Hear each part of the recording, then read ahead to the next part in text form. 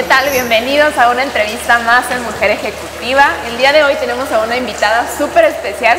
Tenemos a la expresidenta de la ciudad de Puebla, Claudia García Rivera Vivanco. Es un honor tenerte por aquí. Muchas gracias. Una mujer poblana, economista y política mexicana. Qué gusto que hayas aceptado esta invitación. No, al contrario, Emily, Damaris, muchas gracias. Y muy contenta de compartir con ustedes, con su auditorio y, como siempre digo, con total confianza de preguntarnos, de compartir, porque eso nos va ayudando a tejer lazos de comunicación y de confianza como sociedad, como ciudadanas y como ciudadanos, así es que a las órdenes. Muchas gracias, Claudia, y muchas gracias a ustedes por compartir este momento. Y hay una pregunta con la que me encanta siempre empezar las entrevistas para que te conozcan y sepan más acerca de ti. Y sería, ¿qué palabra te representa? ¿Cuál sería la palabra que escogerías que represente a Claudia? Voluntad. Voluntad, ok. ¿Y qué me puedes decir acerca de la voluntad a lo largo de tu carrera y de tu vida profesional, personal? ¿Qué representa voluntad para ti? Mira, la voluntad es una fuente de energía inagotable en todas las personas. Yo misma me diseñé una frase que dice, la voluntad también se contagia, porque a veces nos acostumbramos a que solamente las cosas negativas se contagian y si alguien viene de mal humor empieza a cambiar el ánimo de los demás, pero me di cuenta que la voluntad, la perseverancia, la constancia, algo que tenemos además mucho más desarrollado quizás en las mujeres, en las y los jóvenes, es esa voluntad, es una fuerza que te anima a que te atrevas a hacer lo que a lo mejor pensabas que era imposible o que era complicado arrancar, y entonces esa voluntad en la vida personal, pero también en las diferentes etapas en donde me ha tocado participar, me ha permitido tener como ese recordatorio de que es posible, si te tropiezas, volverte a levantar, si te caes, pararte, si enfrentas adversidades, recordar que hay una fuerza que te va a ayudar a entenderla, dimensionarla, aprovecharla y a seguir para adelante. Ok. Wow, increíble. Y en esta parte de la voluntad, platícanos, ¿cuál ha sido el mayor reto que has tenido que justo has sido, bueno, tras cámaras nos platicabas un poco sobre el autoconocimiento, ¿no? Qué importante es para ir avanzando aún en aquellos obstáculos, seguir, porque tienes clara la meta. ¿Cuál ha sido el mayor reto que te has enfrentado a lo largo de tu carrera? Mira, Emilia, esto que dices, el autoconocimiento es algo fundamental para todas las personas, no solamente si eres activista, si eres política, si eres empresaria, si eres ciudadano, el autoconocimiento nos ayuda a tener claridad de los objetivos que vamos asumiendo. Yo participo en un objetivo y en un proyecto colectivo. A mí me queda claro que como ciudadanas y como ciudadanos tenemos que involucrarnos, tenemos que participar y saber quién eres te permite que no titubees en tu camino, que no te confundas y que no te atrases en alcanzar las metas de proyectos colectivos. Yo lo he entendido en la política, que cuando te conoces, cuando sabes quién eres, no hay nada que te asuste y que te impida caminar, y no hay nada que te deslumbre que te impida cumplir con la meta. Es decir, te mantienes en esa certeza. Y yo creo que como sociedad nos surge que estemos trabajando en nuestra inteligencia emocional, y la inteligencia emocional tiene que ver con eso, con conocernos, con saber que la congruencia tiene que vivir en nosotras y en nosotros, decir quién digo ser, hacer lo que digo hacer y tener lo que digo tener. Esos tres ejes forman parte de una fuerza de tu autoconocimiento, que siempre seas quien dices ser, que tengas lo que dices tener y que hagas lo que dices ser. Congruencia, pero además en todos los espacios, no solo en lo político, es algo que nos ayuda a tener este cumplimiento de las metas, sobre todo buscando un bien colectivo, ¿no? En el tema de ser presidenta municipal de un estado, lo asocio un poquito cuando estás estudiando en la universidad y ves tanta teoría y todo es perfecto y hermoso, ¿no? Sí, la realidad supera la teoría. Exacto. Es lo que te quería preguntar, ¿no? En el momento en que ya entras a la práctica, ¿no? Y dejas atrás expectativas o idealizaciones o lo que tú creías que era ocupar un cargo tan importante siendo mujer, ¿no? Porque es importante también destacar que funciona muy diferente para una mujer o un hombre en el ámbito político. ¿Qué fue lo que más te retó en ese gobierno? O sea, ¿qué fue contra lo más difícil que te enfrentaste en todos aspectos, ¿no? En decir, sigo o no sigo, creo que no puedo, sí puedo.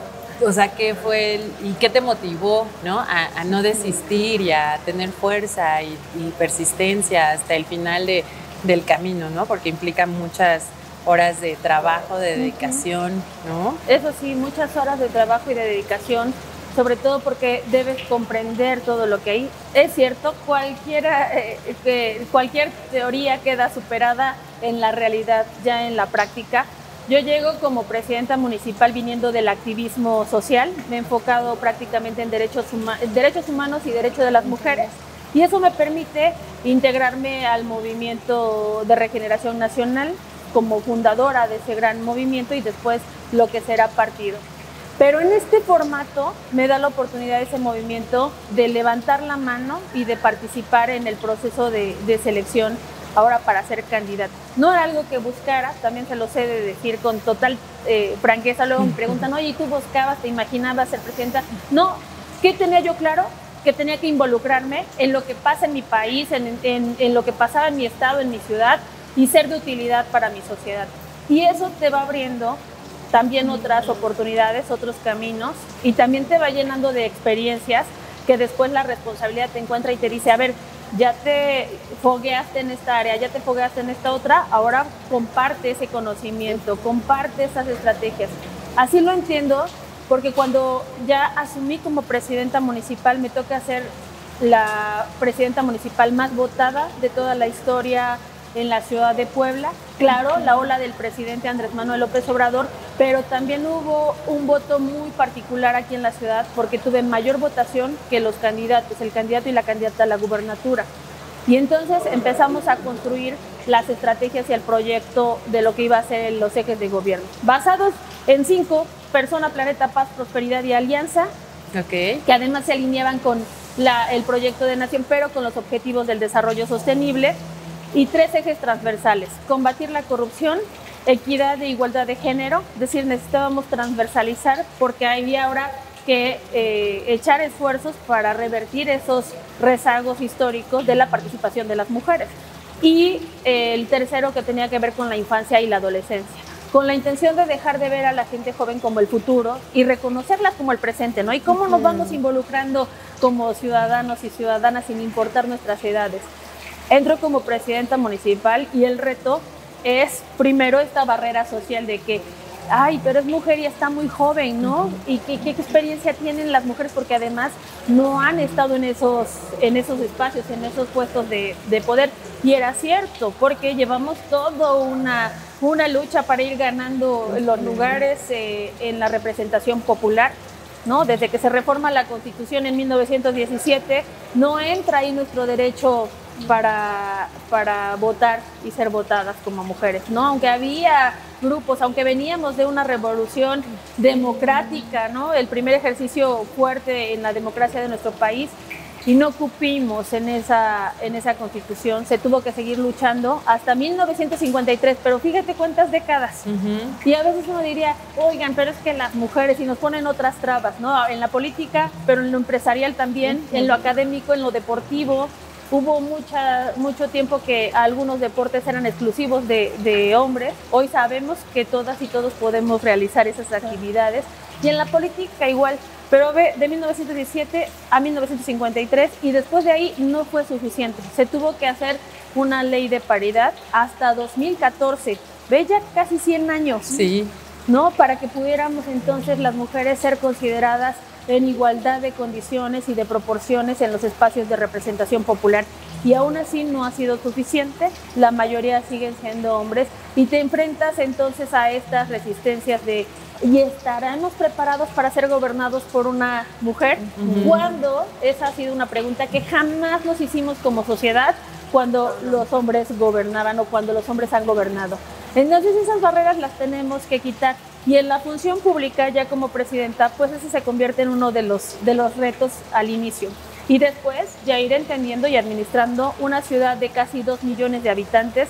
Entonces, a ver, pongámonos de acuerdo. ¿Cómo nos ponemos de acuerdo con toda la diversidad de pensamientos, con algunos que pueden tener más apatías, pero también con otros que pueden tener mucha voluntad para hacer las cosas? Y entonces ya las vas diseñando. ¿Cuáles fueron nuestros 3 principales ejes? O cómo decidí y definí de la mano de la ciudadanía en las diferentes consultas que hicimos, que si bien era poco tiempo el que me tocaba ser presidenta, recursos limitados, mi obligación era con eso optimizarlo al máximo y alcanzar lo más posible de bienestar social. Entonces, la estrategia de vigilar las finanzas, de combatir la corrupción, es viendo a ver dónde se está fugando recursos, por qué se está fugando, fortalecerlo, hacer un mejor aprovechamiento de que las cosas que se adquirían en la administración fueran al precio justo y con la calidad que se requería. Nos permitió ir fortaleciendo las finanzas, además de esta estrategia recaudatoria sin tener que aumentar impuestos. Al término de la administración, esa estrategia nos permitió dejar sin deuda pública al municipio de Puebla. Y me dicen, pues sí, pero a lo mejor no es gran cosa, a lo mejor sí, si alguien tiene duda respecto a esa decisión o estrategia, ninguna administración que estuvo antes lo había logrado. Y todas y todos sabemos, como en nuestra familia, que si tienes una deuda, te limitas o te aprietas el cinturón para tener otros derechos, otros servicios, otros gustos. Entonces, lo mismo, nada más que en una magnitud mayor. Y en 3 años, oye, pero a lo mejor dejaste de hacer cosas que eran necesarias. Al contrario, logramos hacer el récord de obra pública, pero no centralizada, no en un lugar y no una gran obra, sino muchas pequeñas obras que trajeron bienestar social a las juntas auxiliares. ¿Por qué las juntas auxiliares? Porque eran las más rezagadas, las más olvidadas. Oye, ¿y con eso se resolvió el problema de las juntas? No, no se resolvió, pero al menos empezaste a destinar recursos que les pertenecían y las hiciste visibles. Es decir, se comienzan a sentar las bases para cambiarlo. Entonces, ese aspecto de dejar sin deuda pública al municipio y fortalecer las finanzas, el récord de obra pública y las acciones en materia de seguridad, porque al término de la administración sí logramos hacer una reducción de la incidencia delictiva, que era el reto, sigue siendo el reto en todo el país, el tema de seguridad. Aquí no era la excepción y era una de mis obligaciones, pero con esa estrategia pues nos permitió ir haciendo esta contención primero y después esta reducción. Por poner solamente un ejemplo para cerrar este ejemplo completo, los policías cuando entré a la administración ganaban cerca de 9,200 pesos. Al término de la administración, 14,500, es decir, sin endeudar. Acabando la deuda pública y fortaleciendo las finanzas nos alcanzó también para mejorar esas condiciones laborales de la parte de servidoras y servidores públicos que tienen mayor urgencia de atender a la ciudadanía. Además de equiparlos, además de hacer una estrategia territorial que de 5 zonas pasamos a 271 para que hubiera cercanía, es decir, ir cambiando el modelo. ¿Fue fácil? No, no fue fácil. Había resistencias, mucha resistencia y mucha presión social, mediática, mucha legítima, alguna también orquestada, porque también vale decírnoslo en esta confianza, pero eso nos ayudó a ir cambiando en gran medida la forma en la que se hacían las cosas y demostrar que sí es posible conducirse en otro formato. Tuve una enorme ventaja, que me tocó impulsar el primer gabinete paritario, entonces me acompañaron muchas mujeres y la participación de las mujeres cambia la manera en la que distribuimos, en la que administramos y en la que nos comunicamos y hacemos equipo. Es decir, nos necesitamos mujeres y hombres, pero coordinados, comunicados y recuperando la confianza somos una gran fuerza. Así es. Wow, claro que sí. Y justo me encanta que cerraste con mención de tu equipo, ¿no? Que son mujeres. ¿Cuál crees que sería el paso cero que debemos de trabajar como mujeres? Porque creo que hay mucha limitación, sobre todo en nuestra mente, por cómo crecimos, por el contexto, la sociedad, etcétera. ¿Cuál crees que sería o qué consejo nos darías a todas las mujeres para atrevernos a creer en nosotros y seguir adelante? Ese justamente, atrevernos a hacerlo y hacerlo en nuestra esencia. Es decir, la estrategia es que lo hagamos en nuestra esencia. No hay que buscar ser la mujer perfecta y no hay que buscar entrar en un molde de una mujer perfecta. Ya tenemos un potencial, ya somos fuertes, ya somos poderosas. Es decir, no hay una herramienta que te empodere. Pero las diferentes barreras sociales que se fueron anteponiendo nos hicieron que se nos olvidara. Entonces, atrevernos a hacerlo en nuestra esencia, creo que es el reto. Atrevernos a ser nosotras mismas. Eso diría que es. Me surge una pregunta escuchándote. ¿Qué viene más adelante para Claudia? ¿Cuáles son tus planes? ¿Cuál es tu visión a futuro? Más bien continúa mi misión y mis planes y mi compromiso. Yo tengo claro que tengo que ser de utilidad para mi país, para mi estado, y entonces continúo trabajando. Es decir, mi parte activista, mi parte política y mi parte académica, porque además estoy estudiando el doctorado en estudios socioterritoriales en la UAP. Entré al proceso CONACYT porque aspiro a ser también investigadora. Y digo también porque ahora me queda claro que no tienes por qué renunciar a tus diferentes facetas. Eres todo ese completo, todo ese complemento. Entonces, soy la activista, también la política, también la expresidenta municipal y también seré la investigadora y seré la deportista y seré esta apasionada. Seré mujer en todo lo que conlleva hacerlo, ¿no? ¿Y qué estoy realizando? Continúo en estas diferentes áreas trabajando en la parte política con mi partido, apoyo a través del Instituto Nacional de Formación Política, dando capacitaciones para las personas que aspiran a ser presidentes y presidentas municipales.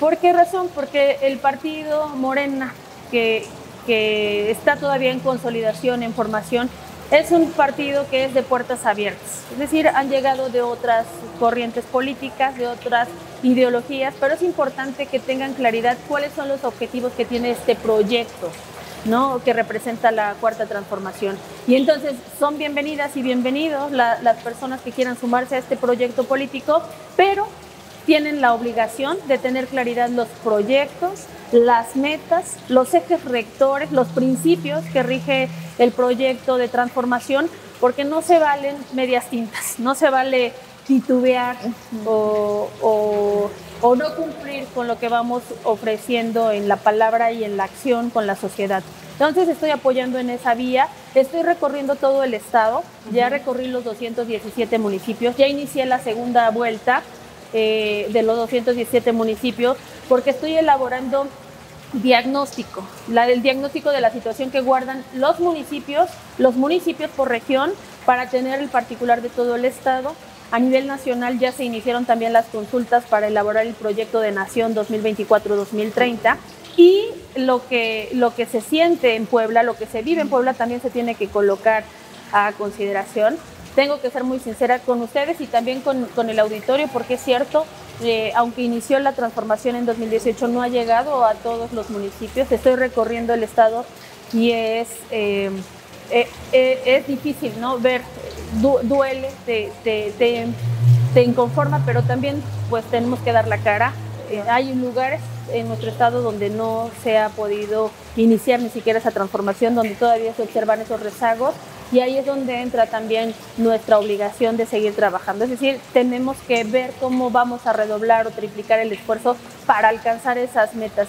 Y a lo mejor en 6 años no nos da tiempo de que se termine, pero por lo menos se van dejando las bases. Y la base principal es que pueda ser emanada de la voluntad social, de la participación ciudadana, de que nos vayamos involucrando.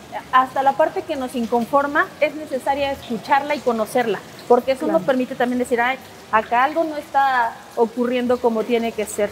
El generar esos vínculos de comunicación son fundamentales para recomponer el tejido social, y eso estoy también realizando en estas tareas que me llevan a recorrer el estado, y no dejar de trabajar. Es decir, hoy tengo claro, o más claro, que con encargo, sin encargo, cuando tienes la convicción y el ideal colectivo, el objetivo y la meta ahí plasmado, lo haces. Es decir, no necesitas tener un encargo, no tenerlo, o que vengan periodos políticos. Tú te comprometes y sigues trabajando.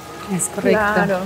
Justo, bueno, y para ir cerrando, platícanos cómo es un día en la vida de Claudia? Bien divertida. Sí, me imagino con todo lo que nos acabas de comentar que haces.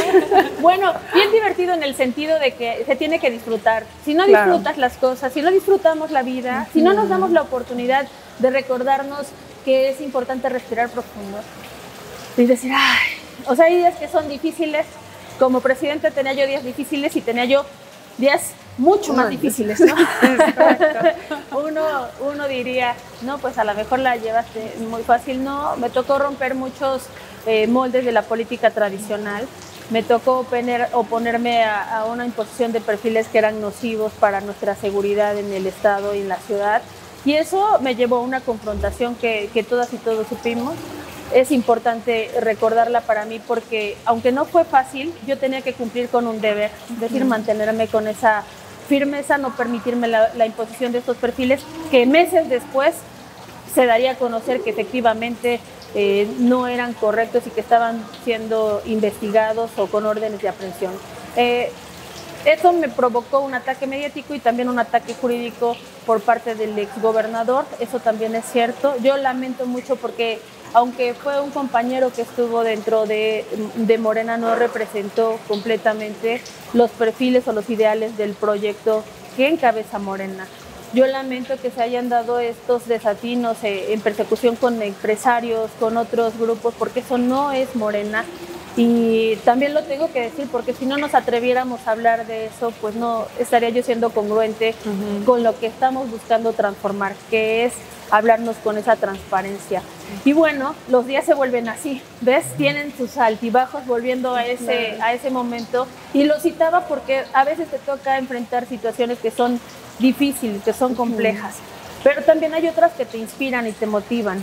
Y entonces disfrutar lo que estás haciendo, disfrutar cada uno de esos aprendizajes, porque también lo tendré que decir, fue difícil la relación que me tocó enfrentar con el gobernador por no permitir sus imposiciones, pero era necesario experimentar ese modelo porque te pone a prueba si te vas a mantener con firmeza o vas a titubear ante presiones políticas, ¿no? Y entonces hoy puedo decir con mayor claridad, uno se puede mantener con firmeza cuando tienes claro cuál es tu deber con la sociedad. Y entonces eso nos va ayudando también a modificarlo. Hago que mi día me alcance para muchas cosas, como la mayoría de las mujeres que estamos metidas en muchas. El tiempo. Bueno, es que es nuestra realidad. Nuestros días son de 48 horas. Nos metemos en muchas actividades, se nos dicen muchas cosas. Hay una expresión que siempre... no hay lugar donde no la escuches, que parecen ajonjolí de todos los moles, pero un mole sin ajonjolí pues no va, mole. Le da el sabor. Pero además es que esa es nuestra capacidad, uno de nuestros superpoderes, que podemos participar en varias actividades en nuestro día y hacer que parezcan más de 24 horas, esas 24 horas. Y en todas, porque eso es algo que deben saber, y bueno, ustedes podrán decirle también al auditorio, en todas las actividades donde nos metemos, en todas cumplimos. Así es, exactamente, compromiso. Y lo que me gusta de estas entrevistas es que tenemos ejemplos, ¿no?, de vida, que son testimonios de que sí se puede, de que podemos lograr todo lo que nos propongamos, que los sueños no se paran, al contrario, hay que luchar por ellos, y creo que un ejemplo de eso eres tú, ¿no? Muchas gracias. Y muchas gracias también por darnos este espacio de conocerte más como mujer, no solamente como un personaje político, sino como mujer, ¿no? O sea, ¿quién es Claudia? ¿Cuál es su esencia? Creo que eso también es muy importante al momento de conocer a alguien, ¿no? Y compartir también ideales o metas y visiones a futuro. Muchas gracias, Claudia. Muchísimas gracias por tu tiempo, por estar aquí, por abrir tu corazón también acá con nosotras. Y bueno, pues eso fue todo por nuestra entrevista el día de hoy. Muchísimas gracias a todos quienes permanecieron hasta el final. Y pues nuevamente gracias, Claudia. Muchas gracias a ustedes también por esta oportunidad, porque mostrarnos en nuestra esencia y como somos nos ayuda también a inspirar, a motivar, sobre todo esa participación, esa voluntad, y hacerlo en nuestro formato. Vienen, como saben, y que me gustaría que el auditorio sepa, procesos de decisiones. El próximo año se elige en nuestro país presidencia de la República, se eligen 9 estados. Para el caso del estado de Puebla se eligen 217 municipios y las mujeres tenemos que estar en esa vida pública y en esa participación política. A nivel nacional, por lo menos en el proyecto político donde yo participo, que es Morena, hay 6 hombres y 1 mujer. Es decir, no la llevamos fácil las mujeres, pero ahí estamos participando y desde que tenemos el derecho al voto las mujeres es la primera vez que se tiene una posibilidad real de que una mujer pueda llegar. Pero en el resto de los 9 estados hay una situación similar. La mayoría, en los 9 estados hay compañeros hombres, hay hasta 2 o hasta 3 hombres. Y también ahí vamos las mujeres. En el caso de Puebla, con las reglas del árbitro que es el INE, hay en estos momentos un 66.6% de probabilidades de que Puebla sea uno de los estados que le toque ser encabezado por una mujer, y a las mujeres que estamos participando en política, y ojalá que cada vez haya más mujeres participando, que no se esperen a que les levanten la mano, sino que ellas solas la levanten en su voluntad y en su propia fuerza interior para decir, órale, voy a probar, voy a dar lo mejor que tengo en este nuevo espacio que es la política. Hay en estos momentos un 66% de probabilidades que obliga a todos los partidos, no solamente a Morena. Y en mi caso, ¿qué me corresponde? Pues estar preparada, cumplir con todos los requisitos. Tengo ahora experiencia en gobernar, en hacer política en un formato distinto, es decir, desde ese activismo y desde nuestra esencia como personas. Y como te decía hace rato, cuando les digo, no hay un plan B y un plan C porque no estoy buscando trabajo ni un encargo. Estoy convencida de que hay que asumir con responsabilidad el trabajo colectivo por nuestro país y por nuestro estado. Así es que aquí estoy. Me ha dado mucho gusto compartir con ustedes, con sus lectoras, con sus lectores, y atrevámonos a ser quienes somos, a mostrar, a no aspirar a ser la persona perfecta, sino ser la mujer auténtica o el hombre auténtico que va a inspirar a más personas. Nos quedamos con esa frase de Claudia y muchas gracias por compartir este momento con nosotros.